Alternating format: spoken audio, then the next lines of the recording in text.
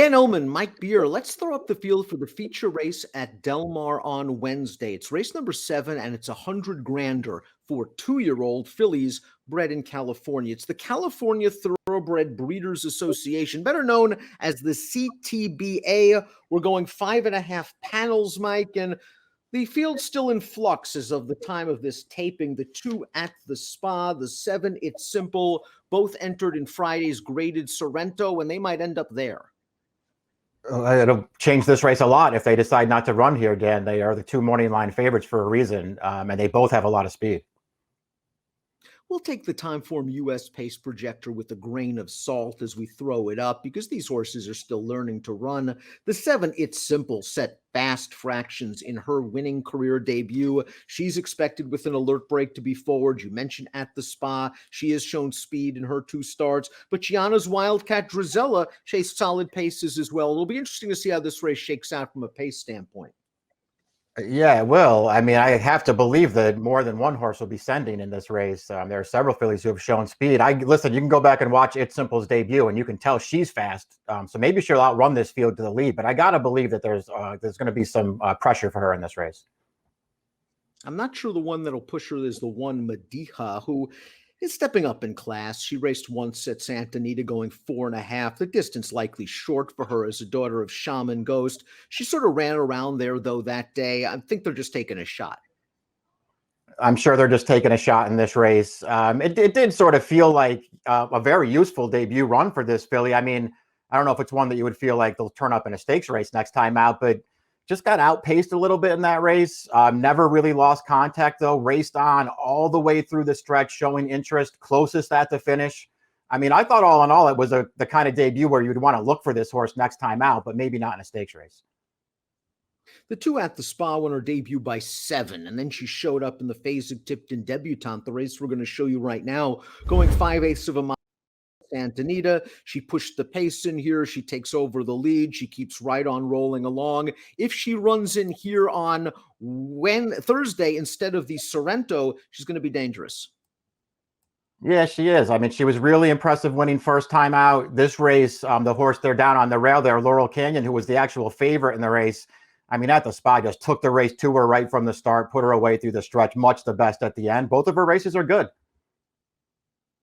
Lion's Lair, the number 3, a daughter of the young stallion Stanford, ran well in her career debut over the Tapeta at Golden Gate Fields. She then ran in Northern California on dirt at Pleasanton. She seemed to like the dirt just fine. She won with a pace-pressing effort. I'm not sure what she beat. Yeah, I didn't know that she beat a good field either. She was very confidently ridden in that race, though. I mean, she could have just went right to the front and wired the field, but they just sort of let somebody come up and challenge her, floated her, I don't know, 4 or 5 wide off the turn there into the stretch. She still won easily, Dan, but I don't know. I just wasn't that impressed with it. And she hasn't changed leads in either of her races so far. Gianna's Wildcat, the number 4, disappointed a bit in her career debut, although I thought the rail was very good at Santa Anita that day, and she was chasing outside. She bounced back in her second lifetime start at Del Mar earlier this meet to do this. This is 3 weeks ago, a state-bred maiden special weight. She got up close to us, a reasonable pace. She's going to take things over here. That's a 45-1 shot chasing her on the outside. She did what she had to do, and the figure's okay. Yeah, and she did overcome a stumbling start to make the front in this race too. So she did do some good things in here. She does win easy. But as you said, Dan, I mean, the horse that was second to her and was second to her all the way around the track was almost 50-1, a first-time starter. So it's just hard to get a read on how good that race was.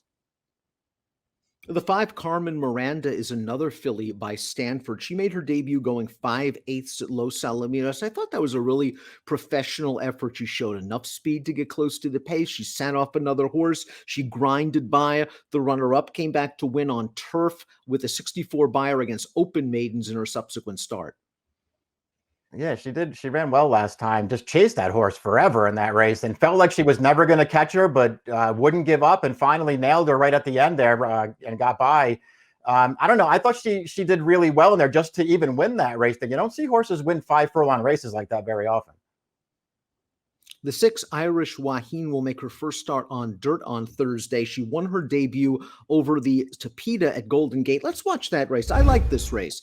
The race set up for perhaps from a pace standpoint. You're going to see Lion's Lair in here take over the lead at a big price, and Irish Wahine has work to do. This pace was fast. You see Lion's Lair sort of hanging on her left lead right now.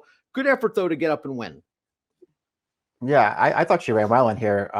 Maybe the pace aided her cause in this race. I think that's certainly something you want to consider. But this filly missed the break. She was last early in there. I liked the way that she got herself into position up the backstretch. She made another move around the turn to get right in behind the lead, and then she finished too to get up at the end. I mean, I thought she ran really well first time out.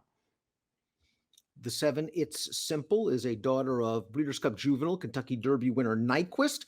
Let's watch her debut at Santa Anita on June the 12th. This was the race in which she is going to beat Drizella, who's in here, and she's also going to beat Gianna's Wildcat. Again, I thought the rail was very good this day. It's Simple showed good speed. She went fast early, and she just keeps right on rolling. Visually impressive performance.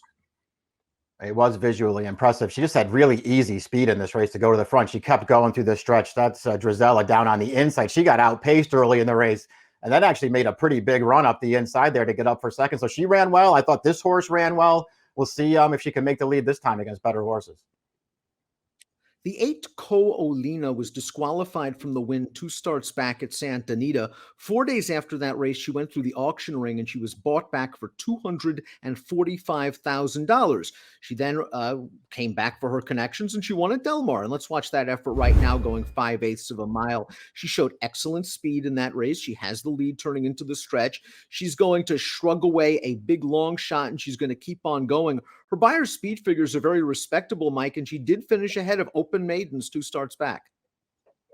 Yeah, she did. This isn't, it didn't seem like a very strong field to me, Dan, but she did win pretty easily and she improved again. I like that about her. I know that she's, shown speed in her last 2 starts. It's a race 3 back that makes me feel like she might be able to sit a little bit, Dan, because they didn't go very aggressively in that race. And I thought she actually finished a very good second that day. Let's take a look at our top picks for the CTBA Stakes, because I'm going with the filly on the outside.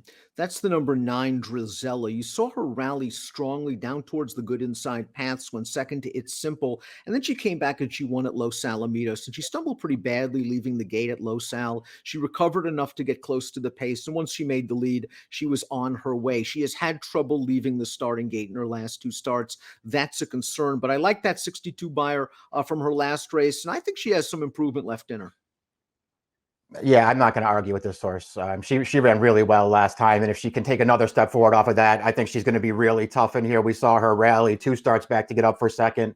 I think she's a player in here. I thought this was a very tough race. That I put Carmen Miranda on top just because I thought she looked good winning her career debut. We'll see if she can improve off of that. And then I just threw some long shots in underneath her. Keep an eye on the scratches and head on over to timeformus.com. If there are, that Timeform US pace projector will automatically update. Mike's going 5-6-7-1. I'm going 9-8-4-2. 8 different horses. Take the one that we left out. It's the $100,000 CTBA Stakes. It is the feature at Del Mar on Thursday. Good luck.